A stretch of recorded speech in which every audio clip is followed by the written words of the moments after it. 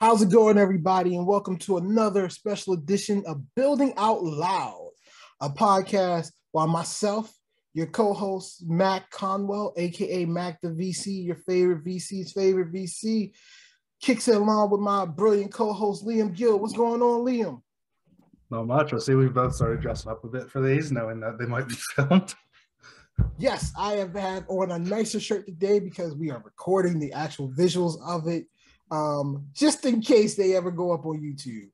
And so this is a podcast where we like to talk about practical things in entrepreneurship, things going on in the world of entrepreneurship, venture capital, fundraising, capital markets, all that cool stuff.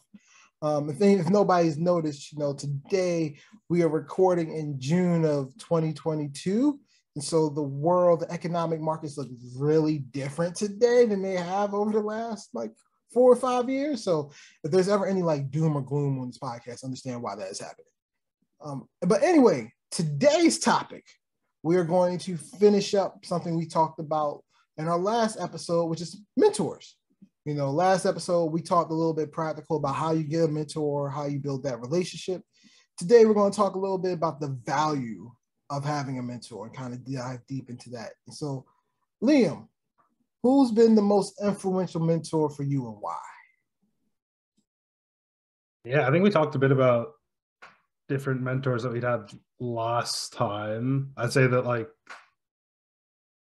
probably some of the most influential ones are people who've been more in my peer group, people who were starting companies at the same time as me. I think that's a very unique experience that founders can relate to. If you've been in an accelerator or an incubator, maybe there's a company with a founder who's done it before, a company that might be even a few months ahead of you, but you're working alongside them, and it's a different type of mentorship. You might not necessarily be going with someone who's 30 years your senior and has seen it all before and done it all before. But they're generally people who are going through the same issues as you, going through the same problems, trying to understand how to cope with them, how to deal with them, and can provide different perspectives and help you analyze problems in a different way, attack issues in a different way, and often gain more ground and make more progress. Can you give us an example of a time where a mentor who was a peer of yours really helped you through a difficult situation? Yeah, I would say there's one particular person who I won't name by name, who was part of an accelerator group that I was in when I started my first company. And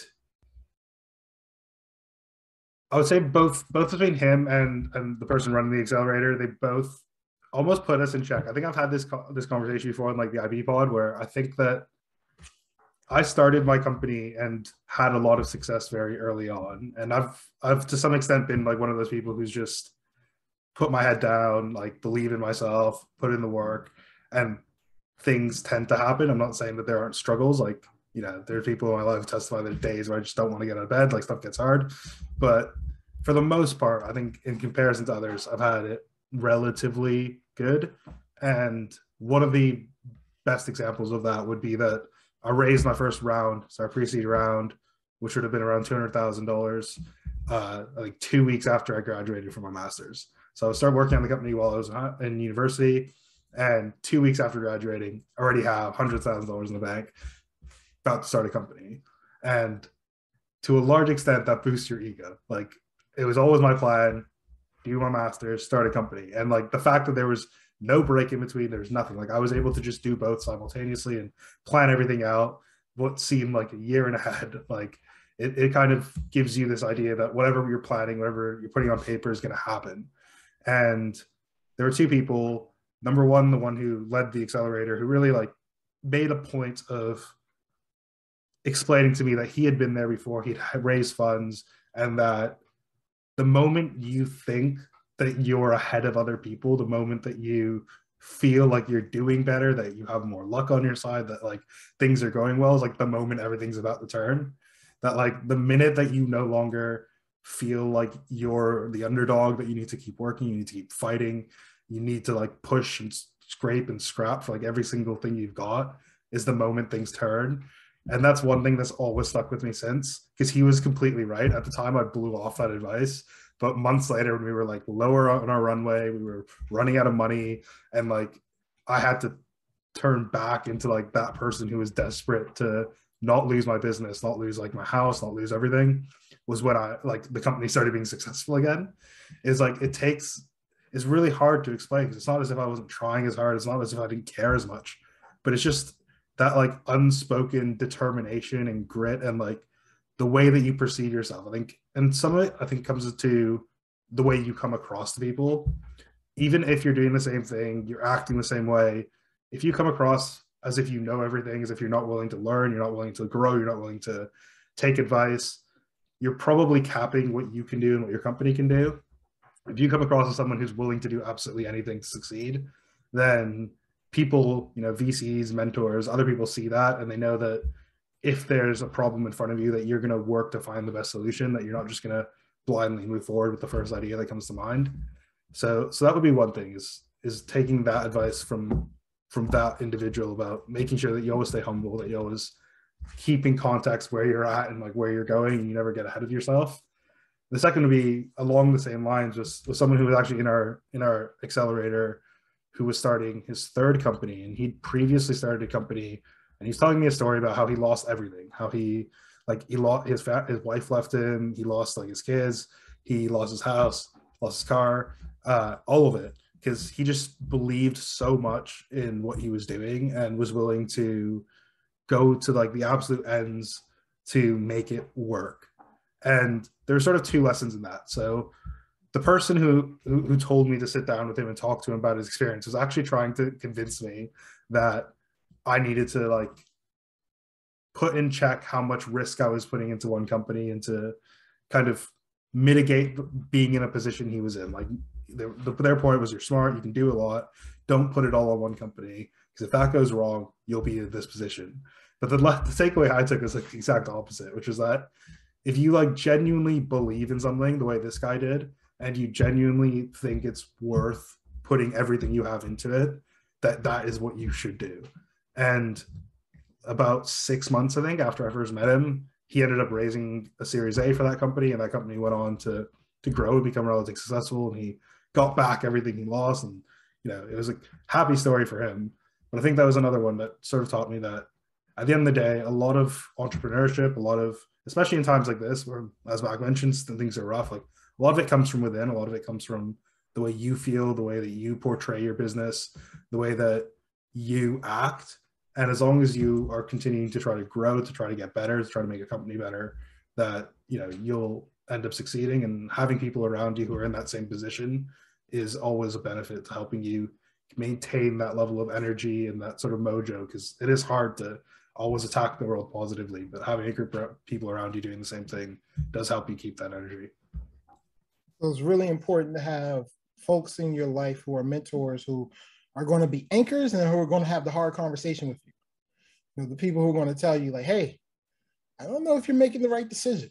Or, hey, let me talk to you about mistakes I've made and that you might want to avoid. One of the best things a mentor can do, I am very quick to, when I am going through a situation that is difficult, to pick up my cell phone and send out at minimum 4 to 5 text messages to people I truly trust, to have a conversation, to walk me through things, to have me rethink and reframe things, right? Because sometimes you need some help. Also, remind me in a future podcast to talk about how when I started my first company, I had a 6-figure job, 4-story townhome, and 3 cars and a fiance. And by the time I sold that company, I had a car. Longer discussion for another day. We'll save that for another podcast. For me, taking this in a little slightly different direction, one of the most influential mentors in my life, and somebody I probably am going to like pick up and text as soon as this podcast is over, because we haven't talked in a while. There's a gentleman who's local from Baltimore, who's had a successful company, sold his company to a really large tech company for like, you know, close to $1 billion. Really successful dude. And when I met him in 2012-ish, as, you know, introduction from another mentor, as somebody I should get to know and meet. This was an uber successful guy who's an angel investor, also did some VC investing. So for me, it's a chance for me to meet this investor and, you know, maybe get some money from him. Meet him, we hit it off, great guy. doesn't invest in my company, but it's okay because I can learn a lot from him. He eventually helps me get my first enterprise customer, who was somebody else he was mentoring. But then it started this path, this like continuous connection and friendship over a period of up to a decade, more than a decade at this point, where I've gotten to know him and he's helped me time and time again. He's been a sounding board for me, and I've been a sounding board for him, which is, crazy to hear, understanding how successful he's been and all that he's done in his career.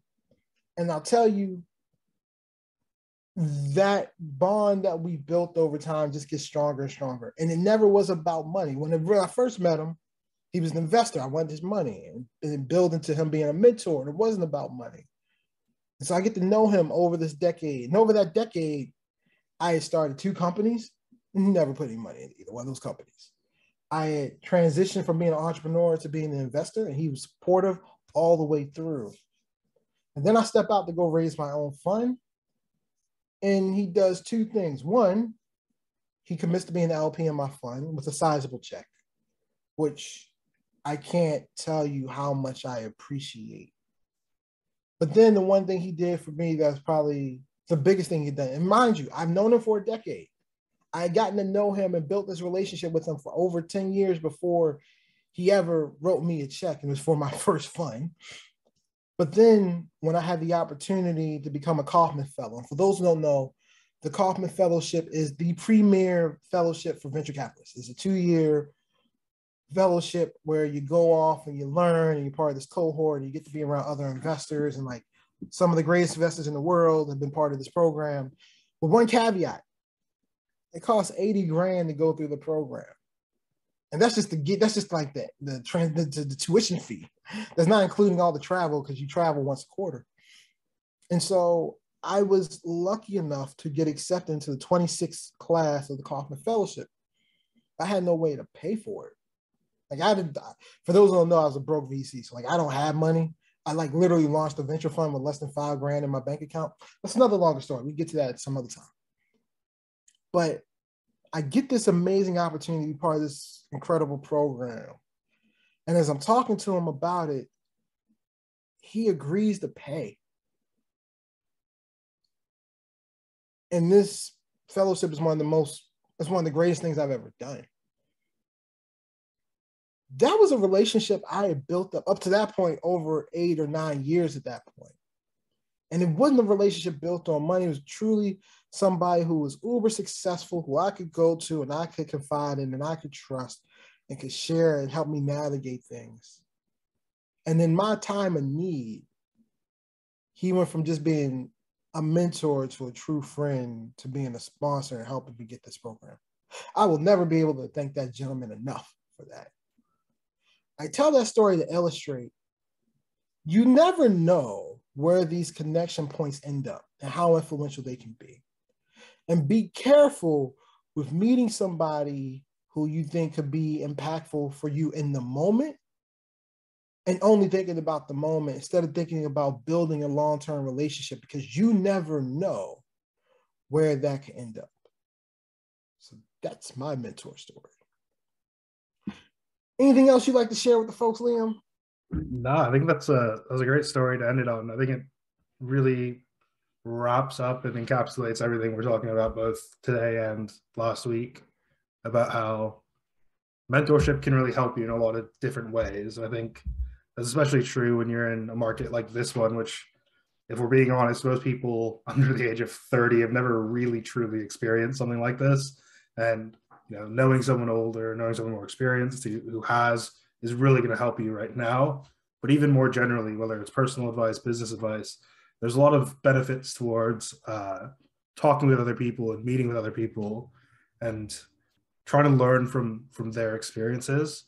I think there was something I heard from Mark Cuban, which was that the reason that he reads books is because books are essentially somebody explaining all of the mistakes they made in their life and all the things they did to fix them. And by reading books, you can just avoid making those mistakes and you can get on with doing the right things.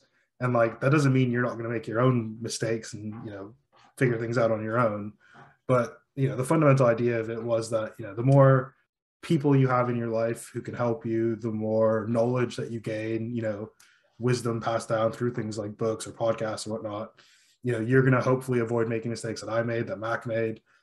You'll avoid making the mistakes that your mentors made. And, all of that gives you just a little bit of an edge when you're competing against other startups for funding, when you're competing for customers, when you're trying to learn how to, enter a market, when you're trying to learn how to get a business off the ground, like all this stuff. It's really hard to do on your own if you didn't have all these people around you to help you. Then obviously it would be significantly more difficult than it is with these podcasts, books, mentors, all these people to help you and to get you off the ground, to give you that starting point to help you launch. And at the end of all of it, mentorship is probably the most personal version of that. And it's the version of that where it's not one-sided. It's not you sitting and listening to our information. It's not you reading a book and gaining information, but it's really two ways. It's you get to get that information, but you also get to ask questions. You get to continuously grow that relationship. You get to continuously learn from that person. And as Zach said, as you get further down the line, that person's going to learn from you, and it goes both ways. And I think that's probably one of the reasons that mentorship is one of those topics that continues to come up, no matter what industry you're in, no matter what you're doing. It's one of those things, being able to have younger people or older people or people who are even at the same level, just people who are willing to share knowledge and information to help each other. It's always very valuable, because at the end of the day, you're only going to live one life, have one perspective, and there's only so much you can do with that one perspective. So being able to add more perspectives in your life, more knowledge, more information is always going to help you become a better person and succeed in whatever you're doing. There you have it, folks. Mentors, they're incredible. They're important. Make sure you have some in your life, and don't just have mentors of folks above you. You want mentors who are peers, and even sometimes mentors who are younger, because they'll keep you hip to what's going on. So with that, thank you for another edition of Building Out Loud. We know this week was a short one. Don't worry, some of these are going to be different lengths. Sometimes they're a quick hit, sometimes we'll go deep. Got a lot of stuff to hit. Me and Liam got a bunch of thoughts in our heads. So if you ever want to reach out to us, please feel free to email us at buildingoutloud@gmail.com. That was the right one? Buildingoutloud@gmail.com, Liam?